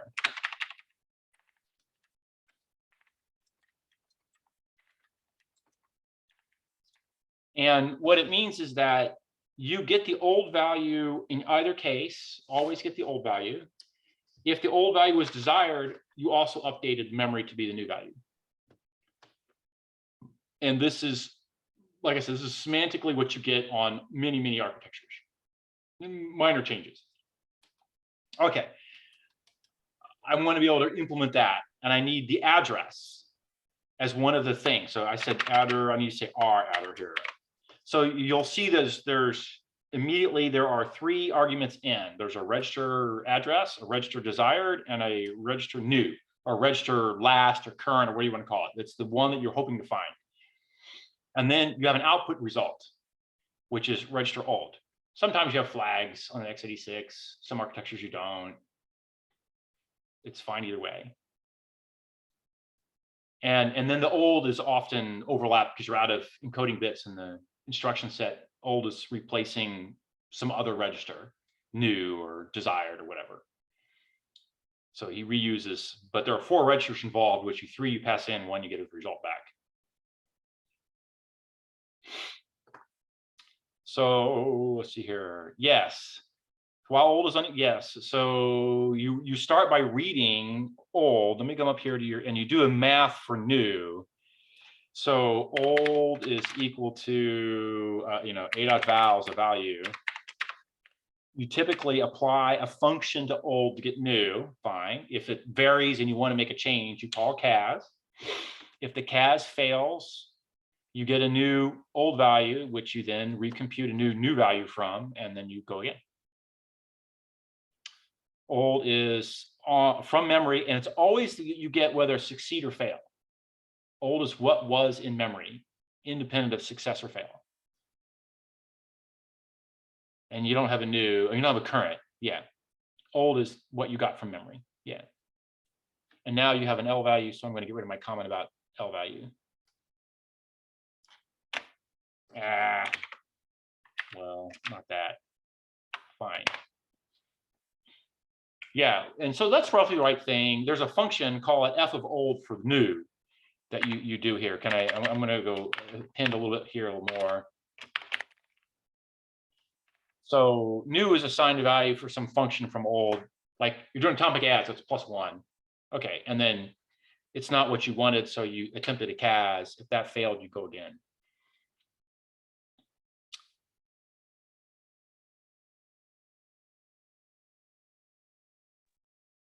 This particular version may call F a lot of times. Yeah, you repeat until you get the, yeah, that's correct. This is atomic updates. If you fail the atomic update, you recompute the transactional computation, which, you know, CAS is 12 clocks if it's hitting in your cache, and an add is 1, you know, quarter of a clock, no one cares.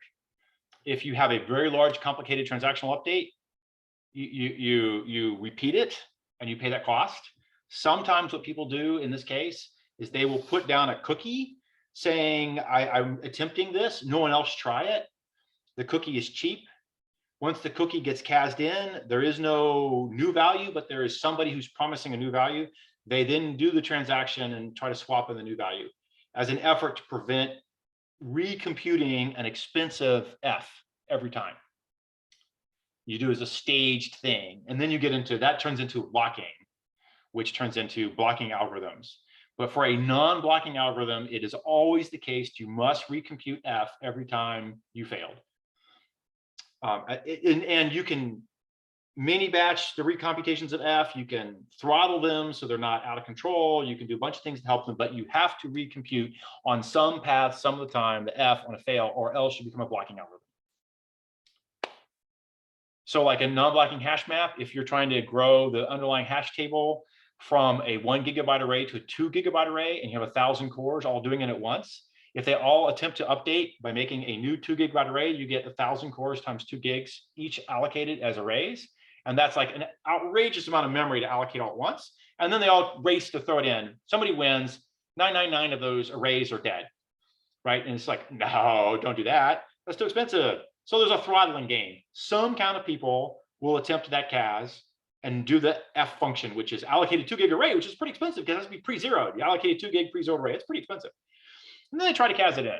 Now, to avoid being blocking, the rule is after a short delay, you can try it also. And so the more and more threads wait longer and longer, more and more threads get allowed to go. But they stall just a little while to keep the computation from F, the repeats of F computations down to a minimum. So you said if F gets recomputed, yeah. Suppose I even just come in with 1,000 cores though, but we all race in at the same time. Everyone computes the F once on every core. Then everyone tries, somebody wins, the rest all lose. You did F 999 times badly, you know, throwaway work. Yeah. If F is cheap, you don't care. If F's expensive, you throttle. But you still have to do it or you become a blocking algorithm. So what do you got here? F arrow, I don't know what, F is a function that you haven't defined. Yeah, I'm trying to define the swap function. The CAS function is an atomic swap or whatever, where you read the old, you compute a new. My assumption is the API that most people are going to use is I have some variable. Yeah. I am going to pass you that and a function and say, hey, can you please do this bin for me and update?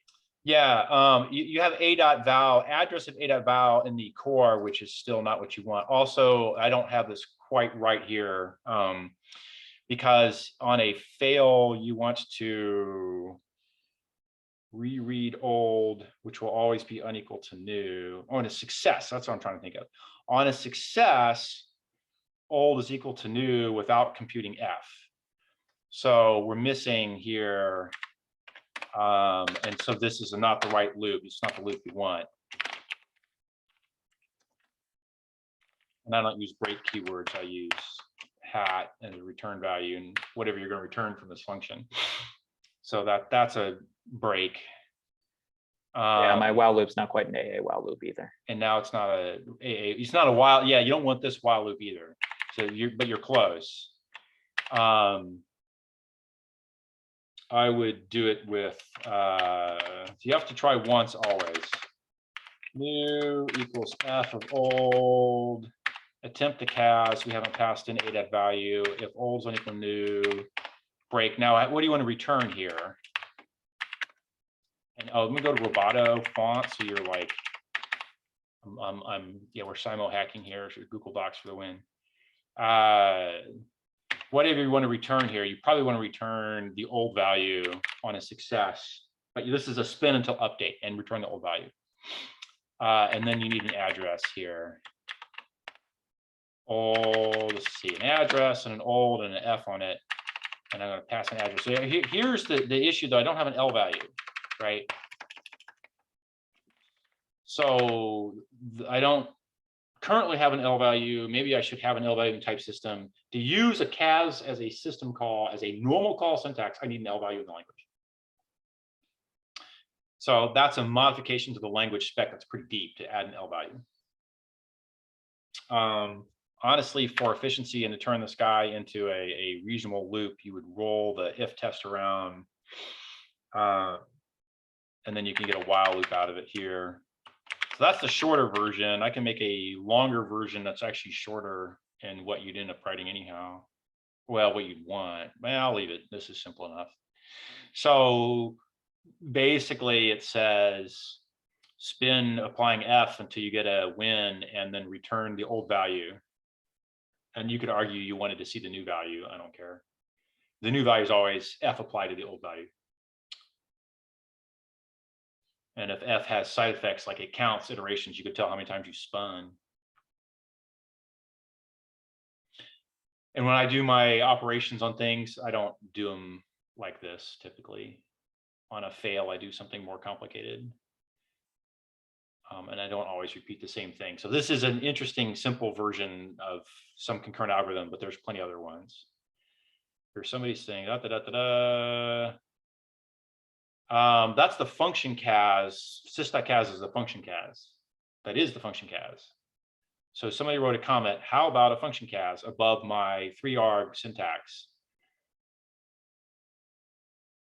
Okay, so I put your comment above update here. Here is using function CAS in a loop, right?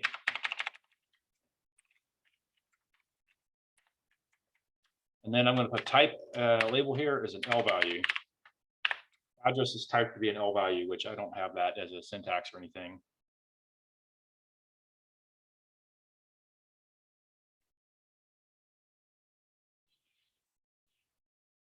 And I don't necessarily like, I'm going to change your comment. How about a function CAS to being here is using syntax CAS or whatever, using syntax CAS. We've got our fonts all kerfluffled, so let me go fix that. Why are you being weird on me? You want the behavior of a CAS as a language keyword or a function or the behavior somehow, yeah, or an operator? I'm using language keyword, you know, there's something like this or something like this. That's the language keyword version. That says if a.next is equal to old, then I'm going to atomically update it to new. And I don't like that syntax. But I don't necessarily want to put L values in the language yet, but maybe I do. Maybe I'm going to have to. I've kind of gone back and forth on this because like I do 3 address operators for dictionary updates, just like Python does. Well, that's an L value. You have a dictionary and you have a key. That's your L value. 3 address updates for arrays are done as an L value under the hood, but I make an L value out of the square bracket syntax for arrays. So standard array syntax is actually really an operator overload as a normal function call that makes an L value. So maybe I should just do an L value. As soon as I have an L value in the language proper, the function CAS works. CAS being a relatively rare operation, making it a function makes sense.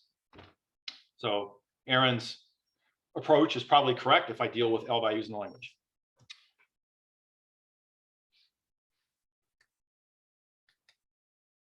So the behavior of the CAS is transparent. Does it have a type? Because if you don't specify it as a type, because if you specify it as I a can keyword, put type variables in here if you like. So old is an A type, and F is a function from A to A. Yeah. An L value, this is an L value of A. I don't have the syntax for doing type parameters that way. Actually, I can. The obvious thing is to do this. So address is an L value of an A thing. Old is an A thing. F is a function from an A to an A, and you get the update. So that's probably the closest I'm going to get to an AA syntax that does the right thing here. Okay. And then we have to have an ampersand operator. I don't have an ampersand operator. I'd have to have an ampersand operating language. I have to get L values explicitly. I allow you to update things far removed from where they are by direct references because of the closure thing. Which instead of a generic update function, you'd have an update for a particular value. Like here's a generic update function we wrote, but there's a version of update that I end up using for Java, which is I update the ABC field, I update the next field, I update the whatever field, right? And so the field, the address isn't passed in. I have a special named function where I've pre-curried the field argument and put it in line, and I'll just clone your update, whatever this update is like a team design written update. I'll clone a version, the val field, right? I get rid of the address, which only appears in one place. Here I'll have oh, here we go. Base of val. I have a base which has a .val field. So this is function cas on the .val field. So you take a base object, you do base.val and the cas, that's your L value. Sys.cas, still in this case, sys.cas has a special thing where I have to have an address here. Either sys.cas is special parsing, it's a cheaty, it's not really a function called cheats and makes an address, an L value out of it, or I have an L value syntax. Can you abstract the address? Because you have a function cas that has an old and a new value and some function, because you abstract all the behavior of the cas, how it's implemented in just one function. And when the user use the cas, he doesn't care the details. It just run the cas behavior. Sys.cas needs an L value. If he's given an L value, that's cas as a function. Cas is not functional. It does a side effect. Okay, fine. But it basically is functional. It takes 3 arguments, an address, an old and new, returns you the old value and promises that it did an atomic update if, if what was in memory was equal to old. So I say old there, old is overloaded twice. There is a current value and there is an old value or current desired value or something.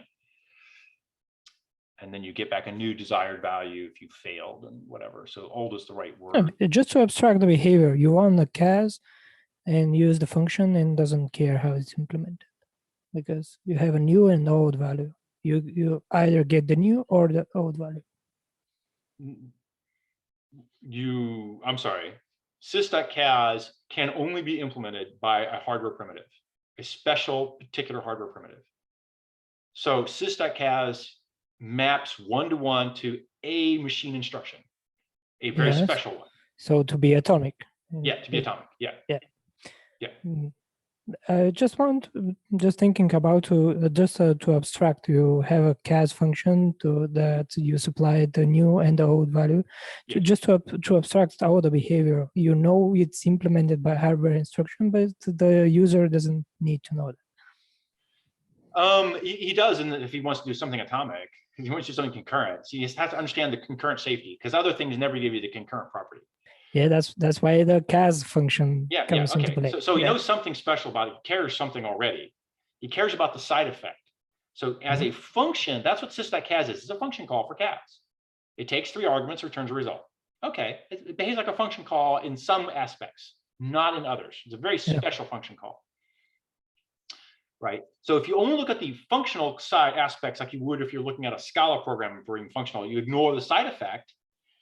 You've lost half the things you need, but you lost, the atomic half and the update side half. Okay. If you look at cas as a function that does a write to some memory location, it's just a store. Then you lost the atomic bit, but it behaves like a store. It's a function that's doing a store. But now you don't have a pure functional. So Haskell folks get annoyed at you because it's got a side effect. So what are you looking for that's not already being presented here? Because you need the address of the cas function. Not the cas function. You need the address of the memory location. The address, the memory location you're updating atomically. Yeah. Yeah, you need an address. And that is a different thing than a function call and different from sys.cas. Do I have L values in AA or not? I go back and forth on this. I'm currently leaning away from them. I'll probably lean toward them again. I might yet end up with L values in AA. General L values are difficult to deal with for garbage collectors. Specifically targeted L values are very handy for CAS, but for other things as well. So I might have some variation of L values I allow and disallow you taking arbitrary pointers into the middle of large structures. One of Cameron's discussions we had last week was the standard old school C way to do a linked list involves taking an L value of an inline structure. So you do object inlining basically. And suddenly a linked list is like one word in memory to implement. It's like super cheap. You write the accessor functions that take an offset, and you can have multiples of them in the same guy. If you want a cheap short list, linked list is really a good way to go. And in C, you can make it super cheap. Okay, because you can force the object inlining and behave as if it's object inline. I don't know if I want to have it object inline and do it that way, or if I want to say, you know, in the C case, you use some macros with object inlining and it gives you this behavior. But those all depend on L values. For your update function, why does it need to take the old value? Isn't the address of old? So it doesn't if, you're correct, it doesn't if you're doing the update. So that's a good point. Let's get rid of that. That's an unnecessary thing. Right. It needs an address and a function. And I'll get rid of the old and the other guy too. The way I end up using CAS is sometimes what you were using for an update, but you don't need a load there. A.val is a load already. It's the syntax for load already. Oh yeah, you're right. You need an address though. Yeah. And no, I won't do that. That was the piece of syntax that was confusing me. Yeah, you're correct. Okay, and except I'll do it this way. You know, as soon as you say I have an address operator, I'll do a star. Oh, because star is the natural opposite of ampersand. Yeah. C. Yeah. And here it's base.value, and I don't need an address, and I don't need a star. So I don't need an L value or a dereference operator for the update val piece, because the guy comes in already. I still need something that CAS is magical that he knows the field offset for val from the base. That's the L value piece. So the update val guy still needs a field offset. Basically, it's half of an L value. Maybe that's the correcter answer. I'll give you some In the call to CAS is the only place you need an address. Yeah. So why take in the address rather than taking an old and getting the address? Well, I need an address. I'm sorry. Say that again. I need an address. If the thing you take in is old, I need an address. I must have an address. Right here, you just put ampersand of old. But then you're taking the address of a copy of old, right? You need. Yeah. I'm getting the one that's on my stack, not the one that's on their stack. Well, or my frame. No stack. Sure. You only do this. It's not on your stack. You doing CAS is not on your stack. It's on the heap. Yeah. It's on the heap. Yeah. So I do need them to pass me an L value. Yeah. There's another version for update val where I get rid of the L value, where I say I'm passing in base, and I need some sys.field offset for a type and a val. It's not a good syntax. Let's see here. You have that. You have lambda.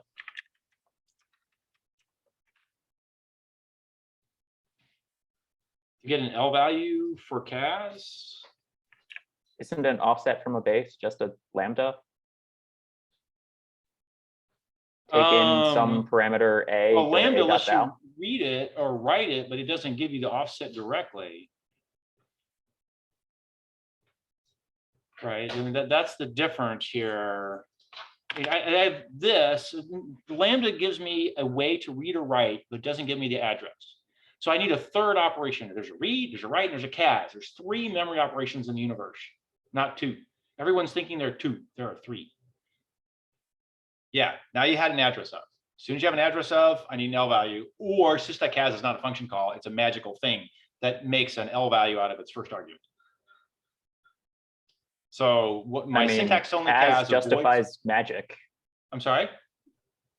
No, I'm currently have no magic anywhere. If I can do it at one place, I can do it everywhere. So I would rather have no magic, or I would rather have no magic. So if I have an address of that's user visible, everyone sees it. Right now I have the address of L values show up on arrays directly in the primitive. And I could do it again for the next operator for CAS. And at some point, I probably want reflection that lets you at least know about things like field offsets, not write to them and mutate them freely and cheat the security model, but just know something about it. You know, reflection's all good. I don't know. Ooh, I've just been handed an unnecessarily large pile of chocolate. I guess your security model gets a lot simpler if No, I'm going to have the L reflection. values are always immutable and can't be created. With L values? Yeah, if you make an L value out of the whole cloth, then you can, yes. Then you're done. Well, you have to be careful there, because as soon as I have an L You value, own the process now. yeah, I have the right to it. You know, CAS or normal store to it. So now I have to have L values, have to track that they're immutable or immutable, or read only or whatever. But when I'm making an L value, its mutability has to be part of the making of an L value. And to be security safe, the L value has to be handed the security of its parent somehow in order to, you know, not let you Java cheat by just saying reflection, clear the final bit, field's not final, mutate the final field. I did that. I did C2 optimizations on final fields. Promptly discovered a bunch of big frameworks cheated on final fields, made things not final, set them, made them final again. And the compiler jitted them whether their final value of null, they set them lazily later. They wanted it to be not easy to write to, so they made it final, and then they made a function that was literally clear the bit, set the field, reset the bit. So it wasn't really final, and the compiler got all confused, jitted the code like it was final, that broke. It was a pain in the butt to diagnose.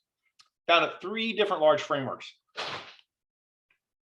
So I mean, it seems like it's fine to make them pay a performance penalty for that, because what are you doing? But you can't accept a security problem from that.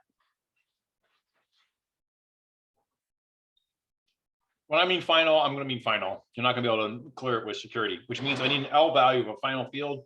You can't write to it unless somehow I can show that the L value you're getting is one of a mutable field. So L values are a big pain in the neck. Maybe. All right, one more chocolate. Can you lunch at some point? This is my lunch. I mean, chocolate candy bars. C got a lot of power out of passing pointers around. I agree. It does. Not allowing L values is Well, I'm very close to hard not decision. needing L values at the language level. So maybe I can't. Maybe I have to have a, and then I have to sort out, have to solve the security problem with L values. Is there anything other than CAS that's pushing you to have an L value? There are lots, but they're all typically related to variations on object inlining. And one of the C things is a prefix struct with a postfix array of variable length. And you end up with an L value hack to get at the contents of the array at the end. But it's a useful hack because it does a single allocation, does a variable size thing with a fixed size piece up front. People do it a lot. You have So you're tempted to use L values in like iterators. I'm sorry.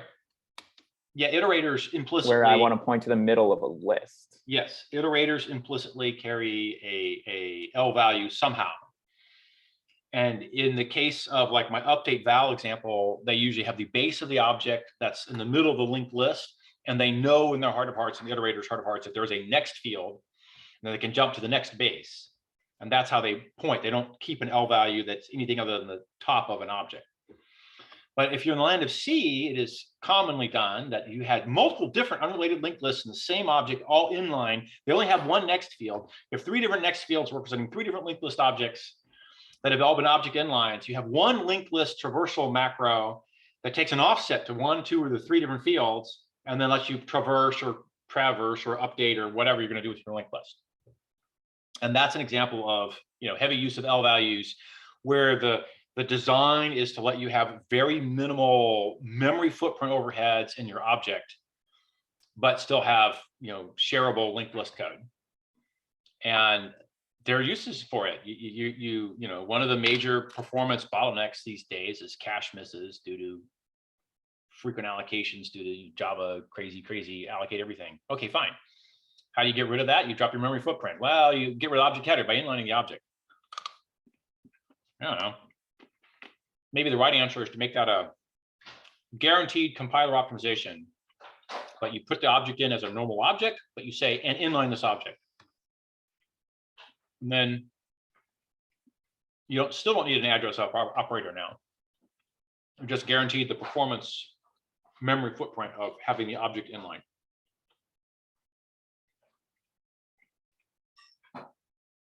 The one thing that causes issues with is that you can't hand out that object's address to unrelated things. Like a linked list guy can have it as a this pointer that is using to do linked list operations to scan 3 ahead or whatever you're gonna do with your linked list. But you can't take the linked list object that's been inlined itself as an object and hand it off somewhere else, because that's where your garbage collector gets, annoyed at you, because it doesn't have a because it doesn't have a header. Yeah, it misses a header. Yeah. That half the point of object inline is get rid of the header. Half the point is to get rid of the indirection. But if I want to point to one of those things, wouldn't it just have a fat pointer, which is a different flavor of pointer that says, by the way, the header is over here and I'm at index number, whatever.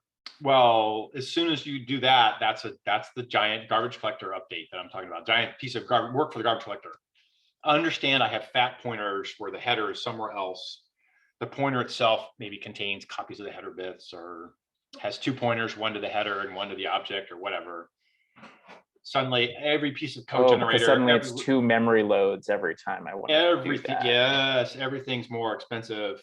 And because I both need to pull in the object in. Yeah. Well, does the garbage collector need to know where the value is, or does it only care about the header? It has to go to the body and know where the fields are to update the pointers within the body. You have a containing object, it has some inline objects. Maybe you're right, maybe you're right. The containing object deals with all the updates of the contained objects. No, you're wrong. This is where it gets complicated. If I've passed out a pointer to a contained object to some other guy who's not related to what's going on here, then this guy has to know that he's got a contained object with a missing header. So he's got the 2 split parts. And the garbage collector wants to update things. And this guy wants to go through one of the indirections to look at it. The garbage collector and this guy have to coordinate. You either have to have a stop the world collector, or you have to have a coordination that does something now very different to understand the racy updates. Like a garbage collector itself, if it's stop the world, some of these problems go away. If it's not a stop the world collector, it's only some of the problems go away, by the way, but some of them are still there. But if it's not a stop the world, but an incremental collector, there's a handshake between what the state of the object header is and what the state of the fields are you can look at, because they're in the middle of being changed by the collector. But the guy involved who has the base into the object doesn't have the base into the object in a way the collector understands. So I don't know. Maybe. My current theory on that one is internal pointers really screw with garbage collectors in a big way. And one of the solutions is to have a crappy collector, which I don't know if that's worth it. What about if the language had, preferential treatment or support built in for an FFI or protocol buffers or thrift as early as, conceivable, so that you basically get structs in flat memory when you right, want to look for that. Right. So as soon as you say FFI, there's a bunch of decisions you have to make. One of them is, how expensive is the FFI call versus how expensive is running in the managed language, right? So in the land of Java, for a long time, the rule was it was as cheap as possible to run in the managed language, and FFIs are very expensive. And some of the very expenses was they had very strict rules on what you could do with Java pointers. And some of the expense was a shit ton of copying happened when you crossed an FFI boundary. So that model worked for a very long time until Java finally got around to doing NIO properly. And it took a lot of effort to do direct byte buffers versus heap byte buffers. And that's sort of the first time you got a real version of, I have an FFI memory that the OS can do 0 copy updates into, and the Java threads can do 0 overhead reads and writes out of, and it's shared. And I've got years of manually writing flat neo buffer memory solutions. Whether or not there's toolkits that do the same thing. Well, I'm talking about getting this past the garbage collector is one of the major issues.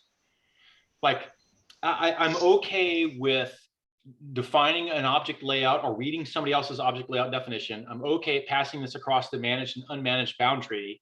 I'll throw a security type at you. You'll just say, I'm including this FFI in my security, my trusted domain. It's fine. There's some update rules that are funny because, you know, multiple threads from the FFI are reading and writing or not. It's single thread or it's parallel, whatever. But then there's a lifetime management. And now the lifetime management becomes really difficult to manage, to deal with a garbage collector. And, you know, variations on the theme where Java handed you out handles to things that it kept alive indefinitely. People had giant memory leaks because the FFI memory never got recollected. Java couldn't allow the FFI to be moved, but the garbage collector only understood moving. And it was a hard hit in the core inner loop of the garbage collector to test for immovable or pinned objects. That was another fail. Like pinning was around for a long time and it was too expensive and was removed and added 2 or 3 times. And I think it's currently out. So the FFI can't have memory that it looks at without doing all the same rules that the managed language does to look at it, or else it'll get confused when the garbage collector moves it out from under it. Or FFI memory and Java memory are 2 separate things, and you have to copy when you're handing from one to the other. And that's the other path people go. You get some really good speed benefits from that, though. Sometimes it works great. Sometimes it sucks really big if I'm endlessly copying giant gigabyte arrays from Java to FFI memory over and over and over again because I can't, because the GC will move things on me and I don't know how to tell the FFI that. So you know, we have to define what the FFI guarantees get about Java memory or not the Java memory. Well, the only complication with Java is that you don't have direct memory until you use neo direct memory buffers, and then you can do pretty cool stuff. NIO. Oh gosh. Fine. NIO. Sorry. No, I don't know what's the right way. I've only ever heard it NIO, and I was confused by NEO. NEO is like the new, bogus new, but NIO I totally get. Yes. So you don't need to, you don't need to copy your network buffers into Java, except for, interfacing with somebody's Spring toy. Right. So what happened instead there is that the Java memory and the NIO, the direct byte buffers are 2 separate memory pools. Direct byte buffers are not standardly garbage collected. Java instead can read outside of the Java heap using unsafe calls to directly read and write FFI memory. So it's not that FFI touches Java memory, it's that Java touches FFI memory. When you've got flat expanses and structs and code generators that give you these things instead of Java objects, you aren't using GC for the most part. It's impressive. You can compare it to C performance. Right. And it's worth doing even though the Java is unreadable. So Java gets you C performance in Java memory and kind of, it gets pretty close to C performance touching FFI memory. The performance isn't the issue. It's, who did the allocation and when and where. And if you're hand managing your allocations in FFI memory, you can generally do a better job than a GC. But you had to hand manage your memory. You had to malloc and free yourself. And if you did, and it was easy enough to do. If you do it long enough, you wind up looking at something like gRPC or protocol buffers and saying, gosh, I can tweak this and make it direct memory and get all these benefits with a, a language associated. Your protocol buffers have a very specialized, very sort of very similar now lifetime management use cases. In which case, yeah, it would totally make sense to be one side or the other of the FFI line. But L values, garbage collection, and FFI all play around the same kind of issues. There's lifetime management, access, reflection comes in there is the same thing. And they have big performance impacts and big language complexity impacts. So that's the reason we're arguing to death on them. So maybe I'll put L values in the language again and not figure out how to make it not possible to have L values be abused in ways that cause the garbage collector fits. That would be my first version update function of mine. It's a Aaron's and I's well hacked version there. This is well team hacked probably, which isn't bad looking, honestly. Yeah, you end up in this place where it's like, even if you put L values in the language, you kind of want to put a sticker on them that says, don't use this till you have a performance problem. Right. In CAS, you're using CAS because you have a performance problem. Otherwise, use locking. Okay, fine. Yeah.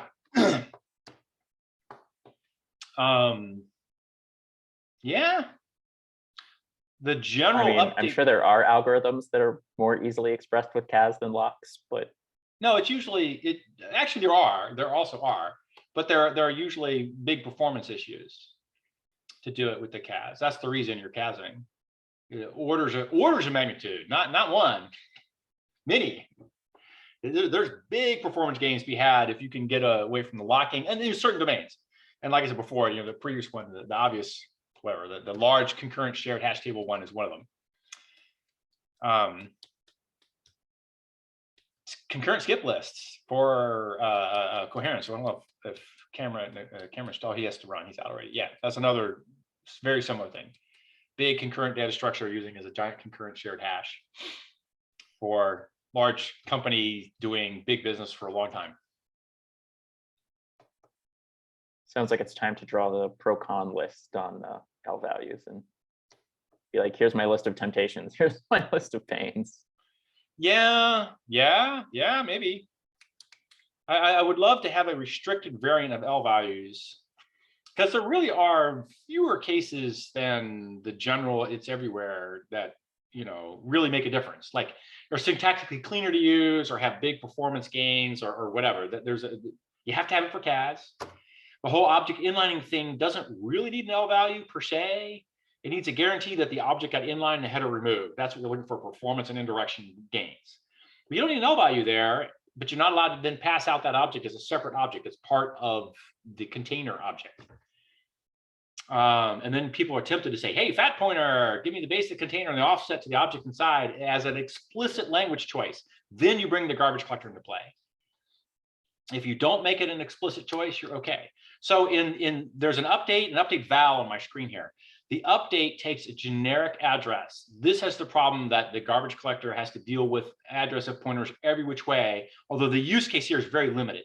Whereas the update val doesn't have that problem. It only takes a base and magically takes the address of only right before the CAS, which we could argue is one of the special cases where typing or inlining or optimizer guarantees you that that L value disappears. And there's no L value in the generated code, and the garbage collector doesn't have to see the L value. And that's the difference between those two is one is saying, I'll take an L value as a general type parameter and pass it around, do anything I want with it. I happen to be using it for CAS in a loop. The other one says, I'll only take an L value in very special cases. One of them is CAS needs an L value. So the syntactic construct of sys.cas open paren ampersand is a special syntax construct that looks like a call and makes an L value, except the L value has a lifetime of between the CAS and the call, nothing, zero lifetime. So that's my, the other side of the trade-off is I'm already dealing with L values for arrays, and I want to have L value like things for dictionary updates, so it's like Python does. I kind of sort of headed for an L value like thing, and the L value is a fat pointer as a language construct called a fat pointer. and you know it's a fat pointer. It takes 2 cells, whether the cells are 2 registers or 2 loads or 2 memory slots. But you know it's 2. One's a base, one's an offset. In the case of a dictionary, one's a key. One's a dictionary, one's a key, it's a general object, not an offset. An array, it's an offset, or an index number. Maybe it's not even an offset, it's an index number. So there's a couple of things you could do with fat pointers as L values that don't go down the point where the garbage collector has to grok it. The garbage collector doesn't have to deal with it. Maybe it's all good. For a struct, is it still an index number? No, for Not a a field name? struct, the fat pointer is a field name. And then you don't want to actually deal with a string as a field name in efficient inner loops. So it becomes an offset. Now you have the problem that you have a derived pointer. Right. My thought is that, offset pointer. so if I have a struct, there's a type definition somewhere. Right. Yeah, if you have a struct, there was some. You were planning to keep the definitions of struct types around at runtime in some kind yes, you had to do enum thing. because you need the offsets. So if the offset for names thing is a list of names, then it's a list, and I can either give you a name that I go look it up, or I can give you an offset. No, right. So when you do an L value and you use it for loads and stores, the mental model you have for the cost is that of a load or store. It's a 1 clock memory operation. If I tell you that the fat pointer has a base and a field name as a string, you don't get that cost model. Right. Whereas if it's a base and an offset that got filled in when the type got compiled and it said, hey, I'm an L value that's this particular offset into this particular struct. Yep. So in the land of Java, C2 builds derived pointers so he can carry pointers to the middles of loops. You can have strength reduced pointers walking down arrays. And that means at every safe point, so it's never a language level thing and never a bytecode level thing. You cannot see it. But every safe point, the garbage collector, when he reads the metadata, will find these derived pointers and he'll say, this register is derived from that base. So at the time I do it, moving thing, I do a subtract, get the offset, tuck the offset somewhere, move the object, rebuild the derived pointer using the offset. The lifetime is limited to a garbage collection cycle when he's moving this object. And the metadata says just it's derived and from this base over here. So it's not. And why is that scary? Well, it was a big hack on in the garbage collector and a big hack on the register on the garbage collector. Garbage collector had to be taught about this, but it's not a language level thing. So that was the limit of the difficulty. It wasn't too bad. As soon as I say it's language level, you have long lifetime lived things that are derived pointers, right? And so I point into the middle of some other object. I keep that object alive, but if I want to go talk about that other object as an object, it doesn't have a header, then I'm in trouble. And that's where life got confusing. So I want to have like some sort of inline object. It has its own method fields, method functions. Inside those method functions, it doesn't have this pointer that's reasonable. It has this pointer that points to the base of either the base of the inline object with no header or to the base of the containing object. If it's in the inside, then it's always a derived value, and the garbage collector can't just move it freely. He has to take a subtract from the container, get the offset, do the container move, then re-update the offset. So there are limits, and you can go there if you're very careful about what you let escape and when and why.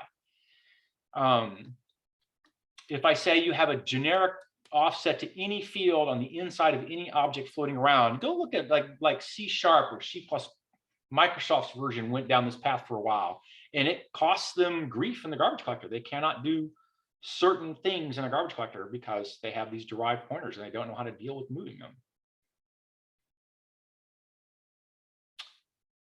So I think that the FFI part of this one is easily separate FFI and not, and then allow some sort of unsafe manipulation of FFI data. And FFI deals with his own issues. And if the FFI wants to do garbage collection, he hands you a pointer. That's the handshake between the two of you. But if it's if it's just within the managed system, having a derived pointer at the language level puts issues on the garbage collector. So I don't know. That's my trade-off. I can do this with arrays readily, cheaply. I can do this with class keys for dictionaries relatively cheaply. Field offsets are not the cheap one. Those are the ones that are difficult. Having an inline object, I cheat on the field offset and say that this pointer is always special in the inline code, and he knows it somehow, so that when the garbage collector comes along, he does the right thing. But it's never exposed except as the this inside of a method function. CAS only needs the lifetime of it, a very tiny lifetime. So there's some guarantee. Are you wind it away? Are you opposed to storing an enum per class of, relative indexes from the top pointer? You seem to be going towards it's synthesized when needed. Yeah. I'm headed for the path of there's a finite so I'm headed for a complicated path that I don't like. The complicated path is it's synthesized when needed with short lifetime. So I allow it with a short lifetime where I can inline it away for the garbage collector. All right, yeah, see ya.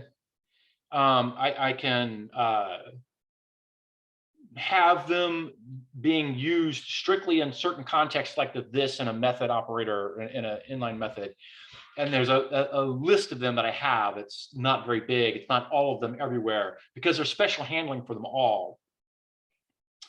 And then I know that I don't know. I know that there are issues with the garbage collector, especially for concurrent garbage collectors, that I don't know right off the top of my head what the issues are. So I'm still like, I don't want to run down that path willy-nilly. So you said an enum of just a list of, and these fields had their L value taken off. That only kind of sort of helps me. Of course, I'll do that if it helps. That's not an expensive one. I'm not opposed to saying, I know that these fields had an L value taken. But that doesn't help me per se.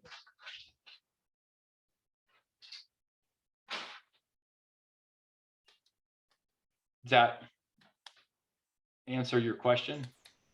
Well, it seems like a FFI or RPC generator is slightly lossy, airy definition of structs that, you can certainly beat that with the language definition. But right. With a good enough JIT, does that really impact you over the long haul if you're not actually interoperating with C, but you keep the objects around and okay. Just go full bore with the JIT? So this wasn't a question about the JIT. This is a question about the garbage collector. The JIT will have no trouble here. Okay, yeah. So without. Suppose I tell you that you can have L values anywhere you like, but you cannot have a concurrent garbage collector. You must have a stop the world collector with periodic large pauses. Is that an interesting trade-off?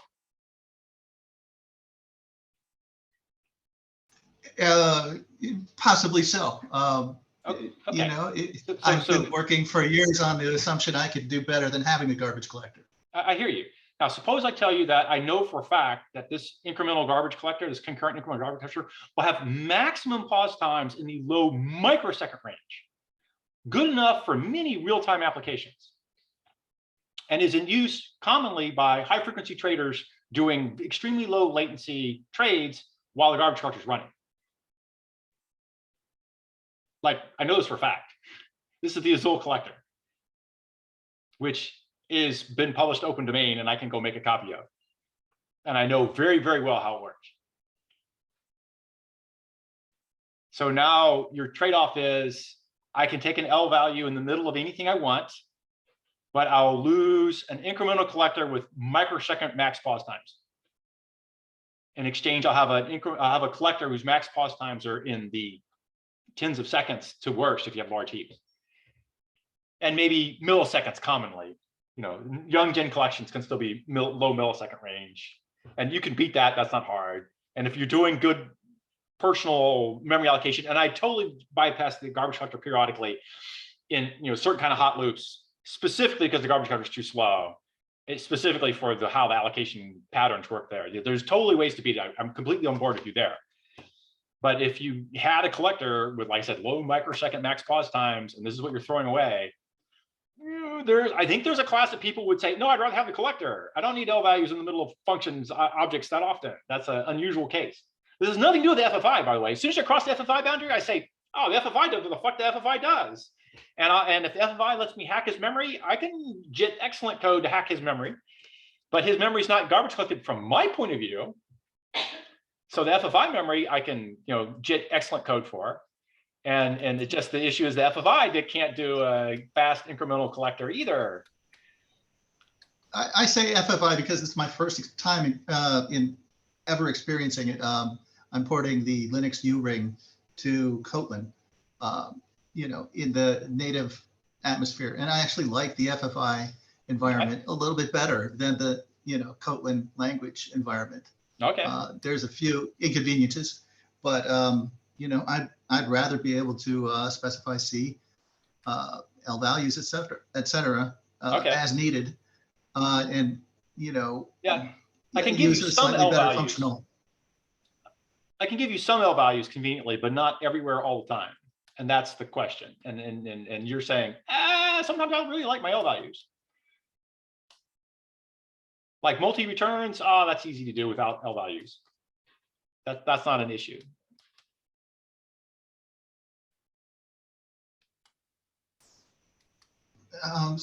Well, I mean, I can see where a language can perform,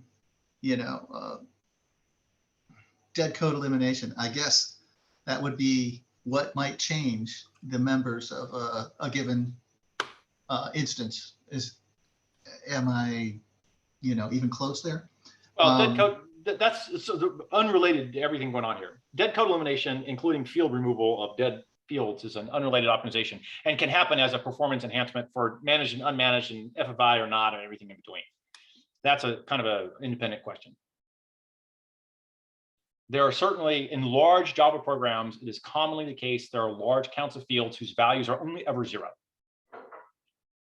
And the JIT can observe this, and the garbage collector, actually garbage collector observes it first, the JIT can take advantage of that. But that's a performance hack that happens because of the wasteful nature over time of how these big systems get built up. At one point, those fields are useful. At some point, they become unuseful. At some point, no one actually bothers to set them. No one's looking at them. Something can happen in the JIT to get rid of them. The programmers don't have the time and energy to go clean them out.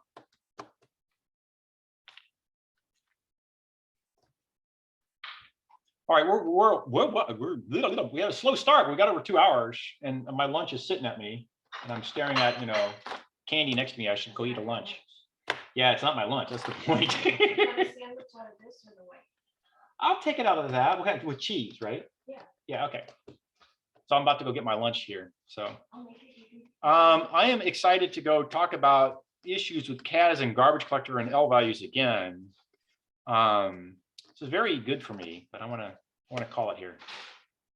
Maybe you can summarize the things you're asking. It's 4 a.m. here, and I admit I have to watch the video to interpret things at full speed sometimes on a different time frame, different time zone. So anyways, if you wanted to bullet in a discussion, that might be a good thing. Yeah, we have the timer offset at the beginning that Theodore does. It's very helpful. I meant offline. Yeah, right. Yeah, I quit doing big summaries because it was taking me hours. I would rewatch the video for 2 hours. It was too slow. Then the videos didn't come out for a week because I didn't have time to burn 2 hours on it. So I think summary at the end here. We had a good discussion. I was thinking like there's a discussion in GitHub, so there's no reason to spend too much time on the video. So if you want to go pile in on GitHub and bringing links to it here, that's fine. I can do a verbal summary right now in 2 minutes to get some of the stuff, but then I want to bail and claim we're good. The main one is we had a discussion about what CAS is and isn't, and the nature of CAS wanting to have L values in the language to use a CAS, turning around into having L values in the language in general, which has impacts on garbage collector, and how you just split between managed and FFI memory and who cares and why they care. So I think the summary there is the garbage collector cares on managed memory. It doesn't care about FFI because it doesn't understand FFI has garbage collection or not. The JIT doesn't really care either way, but the garbage collector cares a lot about these L values. There are some other places I'm already using L values, or other places I want to use L values. I don't want to deny myself a good garbage collector because of L values, so the L value question is still open. We also talked about publishing objects and whether they got published as frozen, immutable, read-only, or racy for all, and different syntaxes for that. I think that's a very useful discussion. And I'll probably go lean on Phony for making that happen. And that happens in other languages as well. So there's a Haskell sample, and there's a tying the link knot. Yes, how to build it. Yes, I've seen this before and I've forgotten about it. I'll go stare at it again. Yeah. So a lot of discussion on memory effects and memory references and how you deal with memory lifetimes and memory this and memory that. Welcome to the land of typing systems for functional and side effect languages both. There's a lot of complicated overlaps. Okay. Well, I think until we meet again, it was fun, and for me, always, I learned a lot. And, Hey, thanks for letting me join. yeah, well, I'll send you invites until 3 you miles in. show that you don't want to show up anymore. Okay, thanks. So you're welcome to join anytime and ask questions anytime. Sure. This is kind of the standard thing. It's kind of rambling, slow. It rattles on, goes left and right. Yeah, I didn't bring enough coffee for next time. Yeah, I never do. I'm always out by the time we're halfway through. All right, next week. All right, see you. All right. Okay. Bye.